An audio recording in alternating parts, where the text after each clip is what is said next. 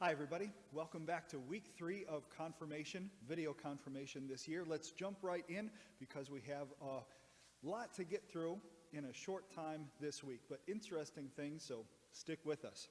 A quick review is always a great place to start. Last week we talked about some of the different places in our Bible. The two main sections of our Bible, the Old Testament, also known as the Hebrew Bible, telling the stories of everything that happened before Jesus lived, written mostly in Hebrew, and still the Jewish Bible today. It was also Jesus' scripture during his life. And then we as Christians also add to that what we call the New Testament, the stories of Jesus' life and beyond. They were written in Greek and Hebrew and Aramaic, but mostly in Greek.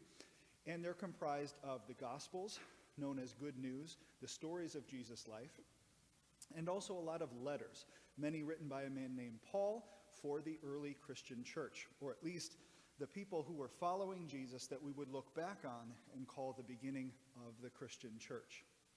And then we talked last week a little bit about translation and interpretation.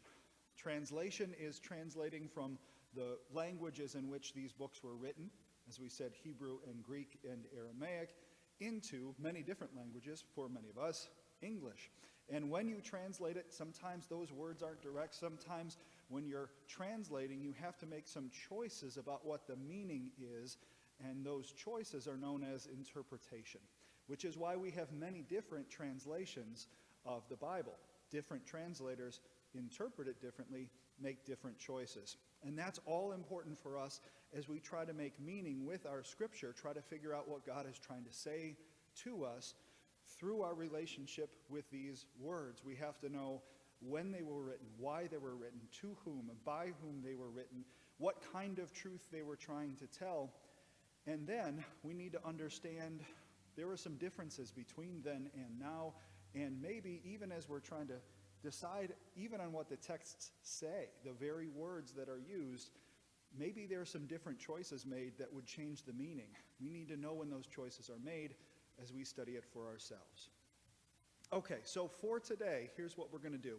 We're going to talk about a very specific part in the New Testament known as the Gospels. As I said, gospel is a word that means good news. We have 4 Gospels. We'll talk about that in a minute. And then we're going to start to talk about God. Very small topic, for a short confirmation video. But we're going to realize that as soon as we start to talk about God, our language fails us. We can't capture God in our language or in our conception, so we have to get creative, and we have been for thousands of years. Let's start here. Today we're going to have 2 different exercises that we usually do when we're together for confirmation, and frankly it's a lot more fun when we do this together. It's a lot sillier, it's a lot funnier when we do this together, but we're going to try to do the in-person or the remote versions of that, the on-your-own versions of that this time. The first thing I usually do is something silly. It usually involves a tennis ball, and I tell a story. I tell a story about how I came to be a minister and where I was living and what I was doing. I'm usually bouncing a tennis ball while I do this. And then when I'm done, I say, all right, everybody, stop. Now write down what just happened. In 4 or 5 sentences, just write down what happened. So we all take a minute and we do that. And then we go around the room and we read what we wrote. And what's amazing about it is that everybody was there when that happened, whatever that silly thing I did was. Everybody was there for it. And everybody wrote down what happened. And everybody was right, but everybody's is different. Some people include details about dates and where I was and who was with me and what I said. Other people focus just on the fact that I was weirdly bouncing a tennis ball. Others, strangely, don't even mention that I was bouncing a tennis ball at all. So if you read any of these and you said, yeah, is that accurate to what happened? You would say, yeah, it was. And yet, did any of them fully capture the experience, even when we all shared it at the same time? Well, no. Everybody was right, but also maybe incomplete. And they told things that they thought were important from their perspective, what stood out to them. And the reason we do this exercise, you may see this coming already, is that when we talk about the Gospels, the same thing is happening. We have 4 Gospels in our New Testament: Matthew, Mark, Luke, and John. And again, Gospels is a word that means good news, which is what these messages, these writings were trying to share, the good news of who they believed Jesus was. Well, if there was good news to share, and there were people who saw Jesus in person and they experienced together, why would we need 4 different Gospels? And even more specifically, why would the Gospels be a little bit different? Does that mean some of them aren't true? Well, just like our short writing about a silly thing we all saw, really important writing about a really important thing that these people shared together, they saw it and they wrote it down and they shared from their perspective the things that they thought were most important. And they're all true and they're all incomplete, because of course they are. There's no way to capture it all. And to get a complete picture, or a more complete picture, of who Jesus was and what he meant, we have all 4 of them together. So these 4 different Gospels, Matthew, Mark, Luke, and John, tell the story of Jesus' life. And some things they have in common. The big stuff they have in common. They agree that, well, Jesus was here and born, although only 2 of the Gospels tell the stories of Jesus being born. Did you know that? On Christmas, when we tell the Christmas story, that only comes from the Gospels of Matthew and Luke. The Gospels of Mark and John don't say anything about Jesus' birth. But anyway, they all agree that Jesus lived, and that he was baptized, and that he taught, and that he healed, that he gathered disciples, and eventually that he was arrested and crucified, and that he was resurrected on Easter. That big story, all of the Gospels have in common. But sometimes some Gospels include things like the Lord's Prayer, or Jesus' Sermon on the Mount, or even the Last Supper. They tell these stories, some tell these stories and some don't. And even when they tell the same stories, sometimes they tell them differently. This is a reminder for us that our faith has many different voices. There is no one story that captures all of the truth. We all have different perspectives. We have different things that are important to us. Even when we have the same experience, we hear different things, we take away different things. So even when our spiritual ancestors were putting our Bible together, they preserved multiple stories, multiple perspectives, multiple ways of saying the same thing even. Because together, it is more true than any one story would have been alone. So those are our 4 Gospels, a very quick version. And of course, Matthew and Mark and Luke and John, as the traditional authors of these Gospels, have their own reasons, they have their own audiences, they have their own styles, they have their own personalities, they have their own famous phrases. And that's way too much to get into now. Just remember that these Gospels tell the story of Jesus' life, and they tell them differently, but in their own way, they are true. So let's start to talk about God a little bit. Whenever we talk about God, we use metaphor and simile. And I think many of you, largely in 8th grade, are pretty familiar now with metaphor and simile. Metaphor, if we want to be technical about it, right? Metaphor is when we say something is something, as a way of speaking symbolically. And simile is when we say it's like something. So let's do a quick exercise here. And actually, I'm going to ask you to pause in just a moment. This will be something that we try to do remotely, not as great as in person, but let's try this. I want you to write down a noun, person, place, or thing. So pause the video for a moment, write down a noun. Okay, if you've restarted again, you've got your noun. Now, in a minute, you're going to pause again, and I'm going to ask you to write down 3 ways in which that thing you picked, that person, place, or thing you wrote down, that noun, 3 ways in which that thing is like God. Pause and go. All right, if you're back, maybe that took you a little bit. Maybe you blew right through that pause and you're not doing this, but I hope you are. Because one of the things that we do when we do this together is we find we all write down, some of us, some pretty silly things like pizza or hamster or Detroit. Those are some of my favorites over the years. And we pick any random thing, and that's funny. And then when the challenge is, how is that thing like God? Sometimes that can trip you up a little bit, can it? But I think if you work at it and you're a little creative, so for instance, pizza. We all know the ways in which pizza is not like God, and we know God isn't a big pizza. But what if we said pizza fills us up the way God fills us up? Or pizza makes us excited or brings people together the way God does? Or, and someone said this and it stuck with me, many different countries and many different people and cultures have their own different versions of pizza that they love the most, but they're all pizza, and it's something that we all have in common, even if it's the way we talk about pizza is a little bit different. And that's kind of like God. I thought that was pretty amazing. Well, maybe you had fun with yours. I hope you did a little bit. The point is, when we talk about God, God is beyond our language. So we have to say symbolically, God, we talk about God, this being that we cannot fully know. We talk about what we don't know in terms of what we do know.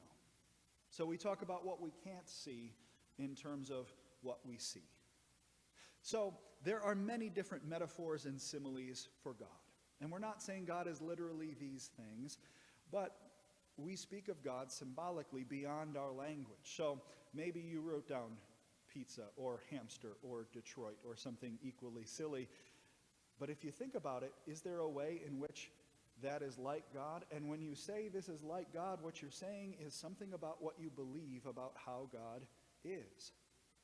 If we say pizza is like God because pizza brings people together, well, then what we're really saying is we believe that God is someone who brings people together.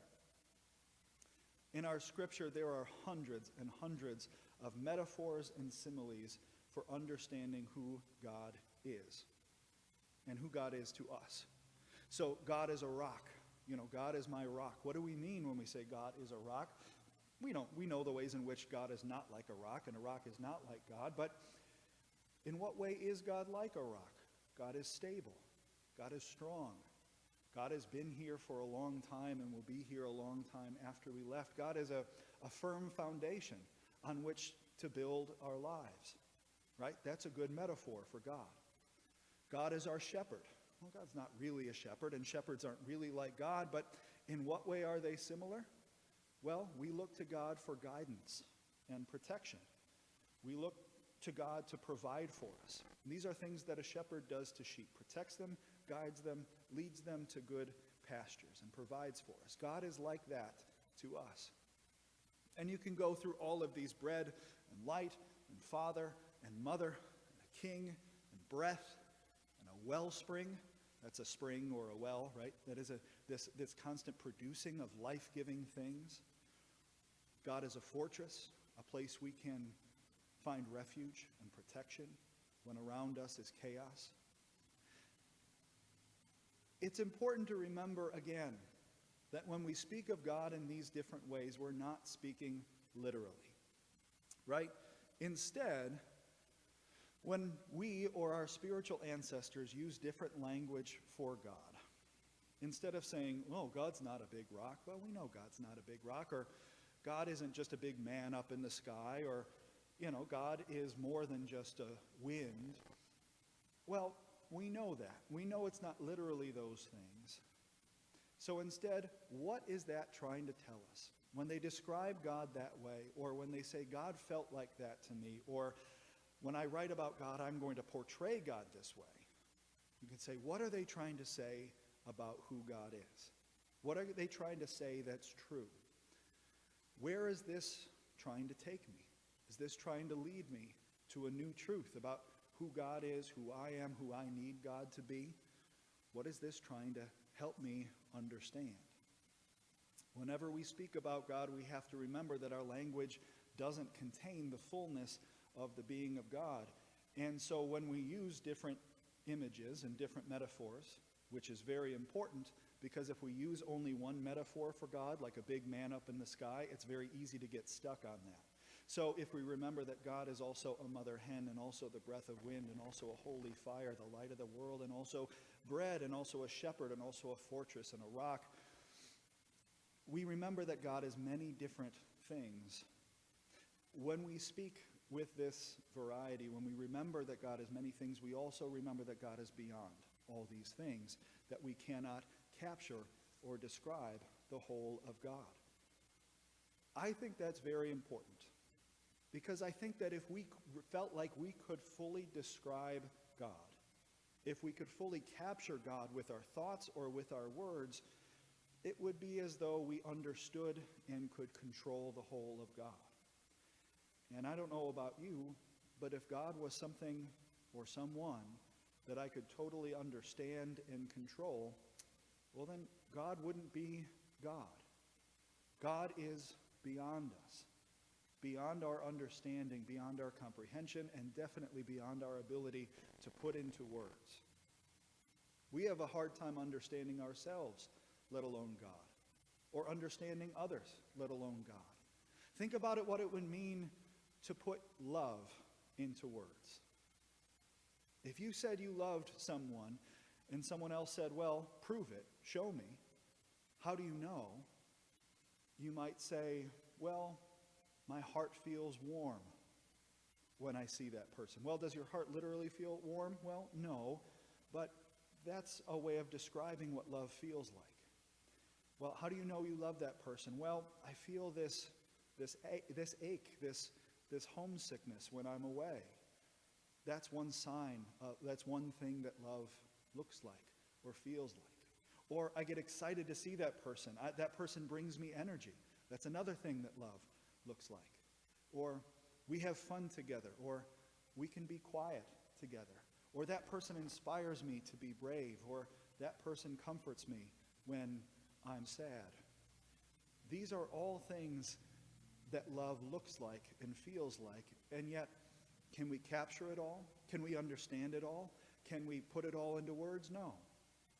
But in the same way that we speak of God as many different things, unable to be captured by our language, we speak of love in the same way as many different things, many different experiences and feelings. When we put all this together, we connect with God not just as an idea, but as an experience, as someone, something that is in us and around us and above us and below us, that is living with us in a loving relationship. And that is really important, because we can talk about God as much as we want, but God isn't just an idea out there to be debated. God is someone with us and around us and above us and beneath us with whom we can have that relationship. God is about that experience. We'll talk a lot more about what that means for not just what we believe, but who we are and what we do as confirmation continues. Well, again, thank you for spending this time with us on week 3. Send us a response, if you would, same email address as before. Just a short paragraph, 5, 7, 9 sentences about what you heard and what meant the most to you. Thank you all. Hope you have a great week. Bye-bye.